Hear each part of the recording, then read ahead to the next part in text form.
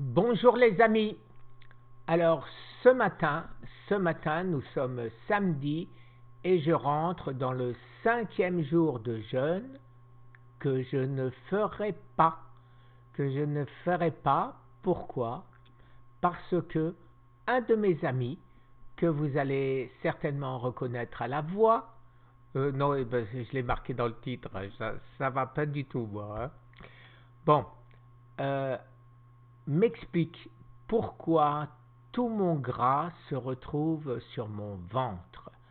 Alors, euh, l'augmentation de poids, ça devait être certainement effectivement de la rétention, mais par contre, l'augmentation de gras sur mon ventre, ça, il était effectif, puisque, bien évidemment, je ne fermais plus ni mes chemises, ni mon costume du mariage.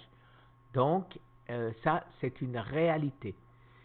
Alors, maintenant, il faut que je répare mon métabolisme de base qui est très bas. Et donc, Thierry m'a donné sa solution. Sa solution ne vient pas d'un médecin, elle vient de Thierry. Alors, je tiens à dire que mes médecins à Miami n'ont pas pu m'aider. Laurent Schwartz, bien évidemment, pour mon histoire de pneus Michelin, vous savez que ce n'est pas mon médecin. Pour mon histoire de pneus Michelin, je n'allais pas le déranger.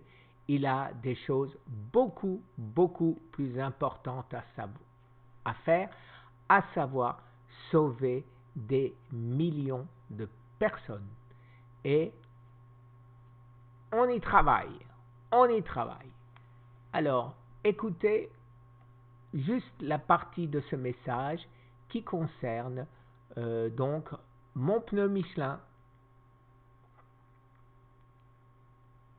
La voilà.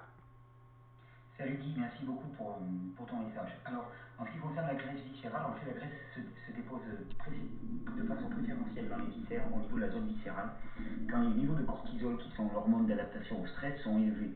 Or, quand tu jeûnes régulièrement, le jeûne est un stress pour l'organisme. Un stress, une contrainte, hein, au sens propre du terme, sans aucune connotation négative ou positive, c'est une contrainte. Et la phase de renourrissement est une non-contrainte pour l'organisme. Donc ce jeu entre contrainte et non-contrainte, si tu veux, sous la contrainte on détruit le corps, on mange le corps littéralement, et dans la non-contrainte on reconstruit. C'est un peu comme si tu arrivais dans une vieille maison et tu commences par faire tomber tous les enduits, et après tu reconstruis des enduits neufs. C'est un peu ça.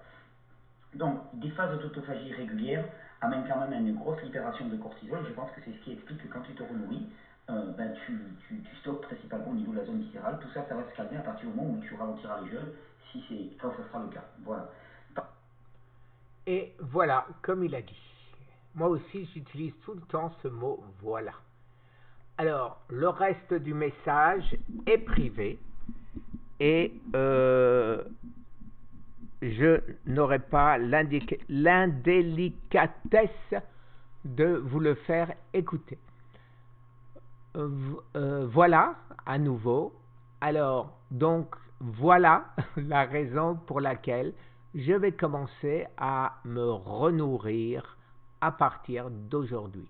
Alors, aujourd'hui, 2-3 morceaux de brocoli, 2-3 morceaux de chou-fleur, 2-3 morceaux de céleri, et ça s'arrête là. Peut-être 2 sardines quand même aussi, hein, pour les oméga 3.